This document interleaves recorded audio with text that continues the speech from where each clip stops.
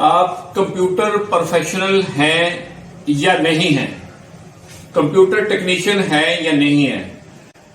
Computer की RAM हो, laptop की रैम हो, DDR1 हो, DDR2 हो, DDR3 हो, DDR4 हो, DDR5 हो, कोई भी रैम हो, पुराने कंप्यूटर की हो, पुराने लैपटॉप की हो, नए कंप्यूटर की हो, नए लैपटॉप की हो, आप आसानी से घर में फ्रीज को ठीक कर सकते हैं। जिस तरह हम यहां पे आपको गाइड कर रहे हैं, हो सकता है कि आप हमारे पास आए तो हम आपसे चार्जेस लें, आपका टाइम भी वेस्ट हो, चार्जेस भी आपको पे करने पड़े, तो थोड़ी बहुत हाउ नो आपको सीखनी चाहिए। ये इतना मुश्किल काम नहीं है। यहां मैं 4 पॉइंट्स आपको, ओनली 4 पॉइंट्स आपको बताऊंगा। बिलीव मी, आप में से ज्यादा नहीं तो 70% लोग अपनी रैम को घर में ठीक करने में कामयाब हो जाएंगे। मेरी पिछली वीडियोस, उन पे कमेंट्स इस बात की विटनेस है कि सैकड़ों लोगों ने अपना काम घर में बैठ के कर लिया। हाँ, 100% लोगों का काम तो नहीं होगा। तो बिना टाइम को जाया किए वीडियो की तरफ चलते हैं। पहला पॉइंट है जो कि मैं अपनी हर वीडियो में दिखाता रहा हूं। तो ये देखें, ये जो ट्रैक है, ये जो पॉइंट्स हैं, इन पे कार्बन है, देख रहे हैं। ये कंप्यूटर में, लैपटॉप में ये रैम इंसर्ट होती है, इस तरह ये लगती है। तो ये पॉइंट ही इसको कनेक्ट करवाते हैं, ये पॉइंट। तो जब इनमें कार्बन होगी तो ये यहां से यहां तक डेटा पास नहीं करेंगे। अगर तो डेटा इस तरफ जा रहा है तो यहां तक नहीं जाएगा, अगर इस तरफ से वापस आ रहा है तो यहां से मदरबोर्ड की तरफ नहीं जाएगा। आप मेरी बात समझ रहे हैं। तो सबसे पहले आपने ये कार्बन, इसका जो सरफेस है, इसको क्लीन करना है। वो आप रबड़ ले सकते हैं, थिनर ले सकते हैं, पेट्रोल ले सकते हैं, या सुई की मदद से साफ कर सकते हैं। लेकिन मेन पॉइंट ये है कि आपने उसको आराम आराम से साफ करना है, नरमी से साफ करना है, ज्यादा जोर नहीं लगाना। ये रेगमाल है मेरे पास 0 नंबर का, इसका थोड़ा सा पीस ले लें आप, ये थोड़ा सा पीस। देखिए इसके पॉइंट ये खराब, अभी आपको खराब नजर आ रहे हैं, तो 1 सेकंड में ये क्लियर हो जाएंगे। ये मैं साफ करता हूं। देखिए ये क्लियर हो गए। इसी तरह ये देखें, ये सिस्टम की रैम है, तो ये वाले पॉइंट,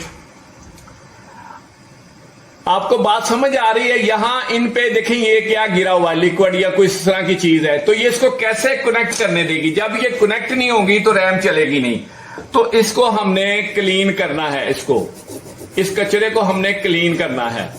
इसको आप थिनर से कर लें, जिससे आपको बेहतर लग रहा है उससे आप इसको क्लीन कर लें। जैसे ही ये पॉइंट क्लीन होंगे तो आपकी रैम आपके लैपटॉप, आपके सिस्टम के साथ कनेक्ट हो जाएगी। एक बात यहां पे नोट करें, ये कार्बन सिर्फ इस तरफ नहीं है, ये रैम जाके मदरबोर्ड में लगती है। ये देखें, मदरबोर्ड की स्लॉट में लगी हुई है ये रैम।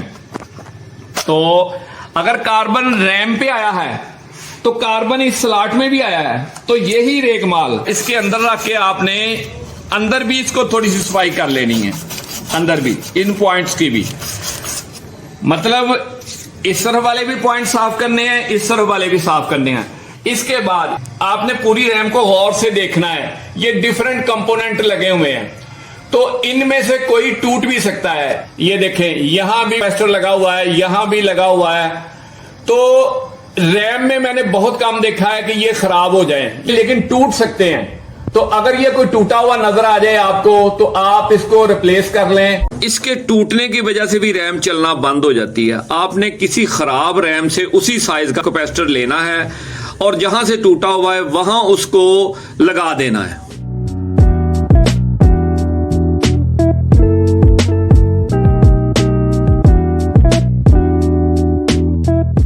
तो इसी पहले पॉइंट पर अगर आपकी रैम चल गई तो वेल एंड गुड, अगर नहीं चली तो फिक्र करने की जरूरत नहीं है। चलते हैं दूसरे पॉइंट की तरफ। आपको स्क्रीन पे रजिस्टर नजर आ रही हैं, ये 150 की रजिस्टर है। आपको यहाँ पे 100 नंबर की रजिस्टर भी नजर आएगी, 0 नंबर की भी नजर आएगी। मतलब डिफरेंट रैम में डिफरेंट नंबर आपको नजर आएंगे। 330 नंबर की भी नजर आएगी। हर रजिस्टर के 4 पॉइंट हैं, जैसा कि आपको स्क्रीन पे भी नजर आ रहा है। ये सारी रजिस्टर इन्होंने रास्ते में लगाई हुई हैं। इन पॉइंट्स के ये जो कनेक्ट होते हैं बोर्ड के साथ, मदरबोर्ड के साथ, लैपटॉप के बोर्ड के साथ, सिस्टम के बोर्ड के साथ, इस तरफ से ये यहां कनेक्ट हो रहे हैं और दूसरी तरफ के पॉइंट ये आईसी के साथ कनेक्ट हो रहे हैं। ये जो आईसी लगे हुए हैं, रीडिंग 24 की बजाय 60 आ गई, 100 आ गई, या रीडिंग आई ना, तो उसका मतलब है कि ये रजिस्टर खराब हो चुकी है। ये खराब हो जाए, ये हो जाए, ये हो जाए, जितनी भी लगी हुई हैं, ये दोनों साइड पे लगी होती है, तो आपने मीटर को कॉन्टिनेंटी पे रख के इनकी रीडिंग चेक कर लेनी है। ये मैंने रीडिंग ली है, यहाँ पे ये 150 नंबर की रजिस्टर 24 नंबर पे बोल रही है, मतलब ये फ्यूज चल रहा है हमारा ये पॉइंट। और इसके दूसरे पॉइंट को मैंने चेक किया, यहाँ पे बुश बिल्कुल नहीं बोल रही, ठीक है, ये बंद है। इसके अगला नंबर मैं चेक करता हूँ, 3 नंबर, देखें ये नंबर भी परफेक्ट चल रहा है। तो ये नंबर जो लास्ट वाला है चौथा, इसका ये भी परफेक्ट चल रहा है। मतलब ये 2 नंबर जो है, ये वाली पिन, ये यहाँ पे कनेक्ट नहीं हो रही। अच्छा वीवर, यहाँ पे ये जो 150 नंबर की रजिस्टर लगी हुई है, हमने ट्रेस लिया हुआ कि 2 नंबर पॉइंट इसका खराब है। तो अगर हमारे पास रजिस्टर नहीं है या हम रजिस्टर नहीं लगाना चाहते, तो जैसा कि हमने अपनी हार्ड वाली वीडियो में भी बताया था, इसकी जगह पे हम एक वायर भी लगा सकते हैं, एक सिरा इस तरफ, एक सिरा दूसरी तरफ। तो ये जो पॉइंट हमारा रीडिंग नहीं दे रहा था, मतलब इसकी ओरिजिनल रीडिंग जो है वो 24 पे आनी चाहिए थी, लेकिन खराब होने की वजह से ये रीडिंग नहीं दे रहा था। जैसे ही हम वायर लगाएंगे, और ये वायर लगने के बाद ये रैम बिल्कुल ओके हो जाएगी।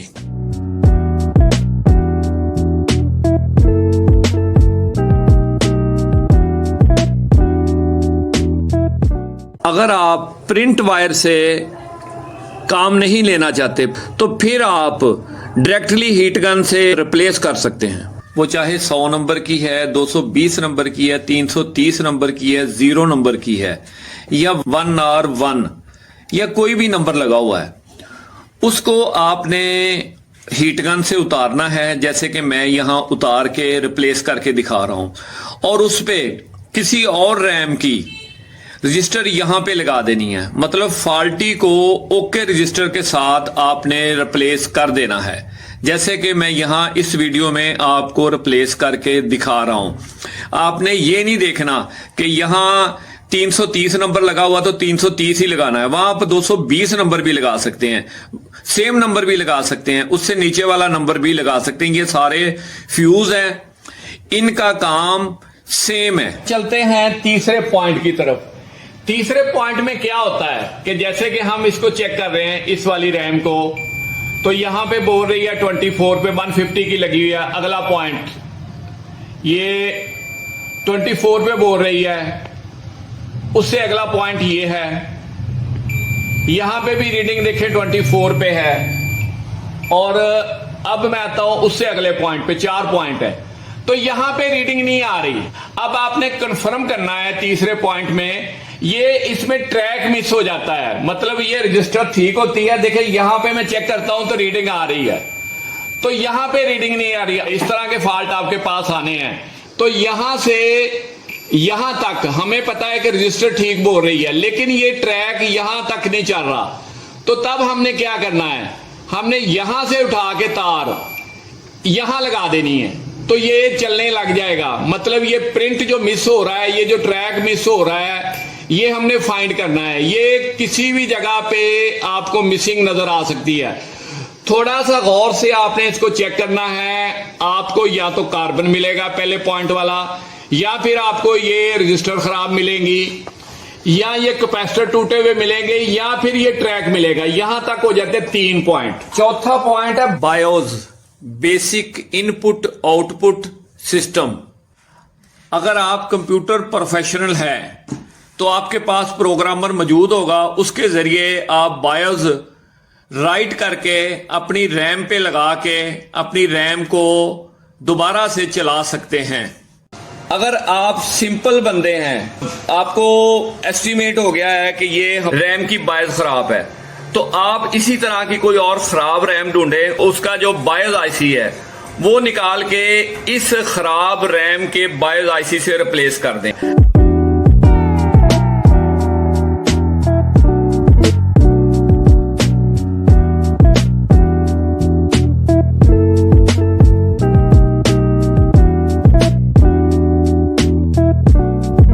ये सोच रहे होंगे कि मैंने आईसीज का जिक्र क्यों नहीं किया।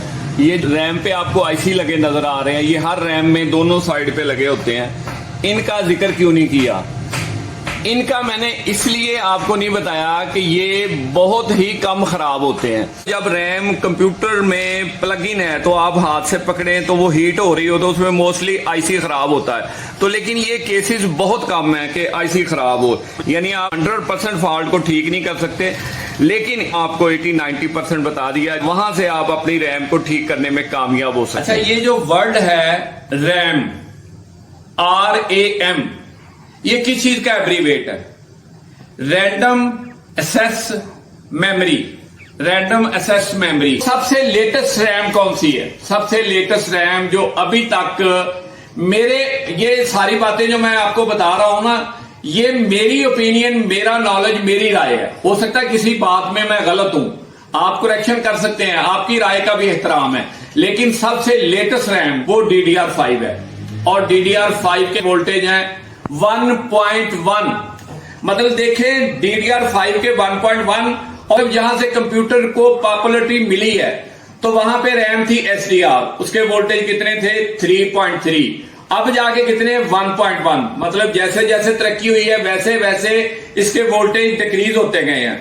मैं आपको एक बात क्लियर करता जाऊं जो कि भाई कमेंट्स में मुझे पूछेंगे जरूर कि उनके पास DDR3 का सिस्टम है, क्या वो उसमें DDR4 की रैम लगा सकते हैं? तो इसका जवाब है नहीं लगा सकते। DDR2 को 3 में नहीं लगा सकते, 3 को 2 में नहीं लगा सकते, यानी अपग्रेड भी नहीं जा सकते, डाउनग्रेड भी नहीं जा सकते। आप सिर्फ ये कर सकते हैं कि आपको रैम की स्पीड अच्छी चाहिए तो अच्छी बस स्पीड की रैम आप लगा सकते हैं, रैम की कैपेसिटी इंक्रीज करा सकते हैं। फॉर एग्जाम्पल, आपके पास 8 GB रैम लगी हुई है, आप उसको 16 GB कर सकते हैं। अगर वीडियो अच्छी लगी हो, इस वीडियो को लाइक कीजिएगा, मेरे चैनल को सब्सक्राइब कीजिएगा। अगर आपका काम हो गया तो कमेंट कीजिएगा। देखें, अच्छी बात को सुन के आगे फैलाना सदका जारिया है। इससे ना सिर्फ मेरा मैसेज दूर तक जाएगा बल्कि आप लोगों को भी इसका स्वाब मिलेगा। ओके जी, दुआ में याद रखिएगा। नेक्स्ट वीडियो में मिलते हैं। अल्लाह हाफिज।